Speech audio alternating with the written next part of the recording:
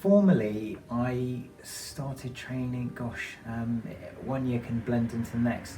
I opened my own clinic in 2014, and that's when I went full-time into aesthetics. And that's when my skills, my knowledge really jumped forward significantly. I could also spare up more time because I was controlling my own time to attend pretty much every conference I could attend, every training opportunity that came about.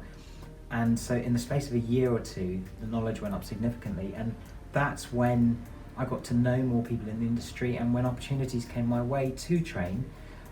But I didn't want to be it. One thing that's bothered me in the industry is that anyone can become a trainer. I've seen on Instagram and social media people showing their own certificate of training and then literally a month later advertising themselves as an advanced trainer for that training that they literally did a month earlier, training at another facility. And I just don't think that that's right. I think that's poor, and you have to have a decent amount of credible, good experience of treating others behind you, because there are lessons to be learnt from that. How else can you then train others? It's not just about technique, it's about the experience that comes with that, and that's what you need to give to your trainees if you really want them to succeed and not make the same mistakes that you made.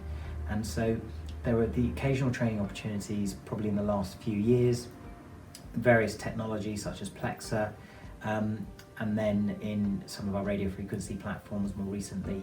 And in terms of injectable treatments, I think I did my first training abroad actually in China probably about 2.5, 3 years ago. That's when I really started. I've always loved training. In fact, I delivered my first training when I was about 15 as a Royal Navy cadet, and I was teaching first aid to other cadets.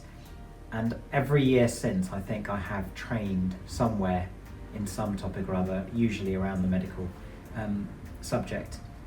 In terms of aesthetics, there's a passion and enjoyment I get from training, and so that would come naturally and I'd want to take up any opportunity. But it also is about sharing ideas, and I think even when you meet trainees, certainly trainees who've got some experience themselves, you often learn things from them as well, and it is a two-way process.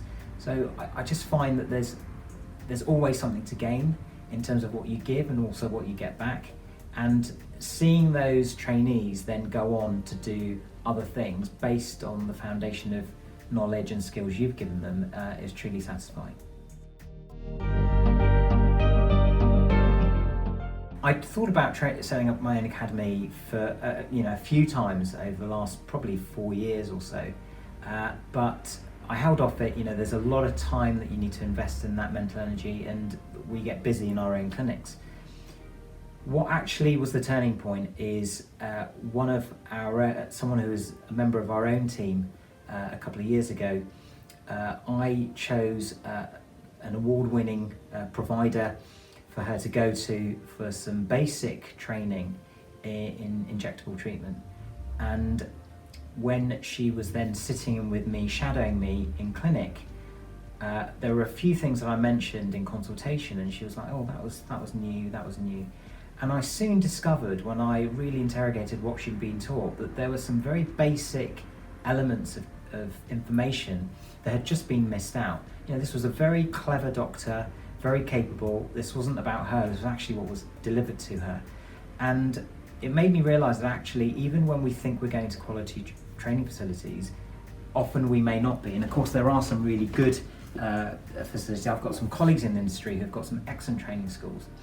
But for every one of those, there's probably 100 that are poor, and there's probably another 1,000 that are totally unregulated or unchecked rather.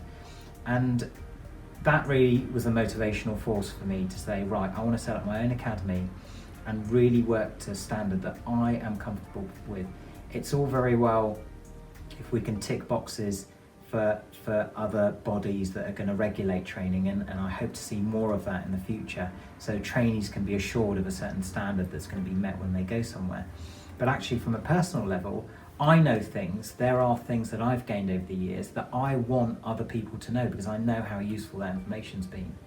And it also pains me that so many people that I meet have spent thousands, sometimes tens of thousands on training and have still not treated one person.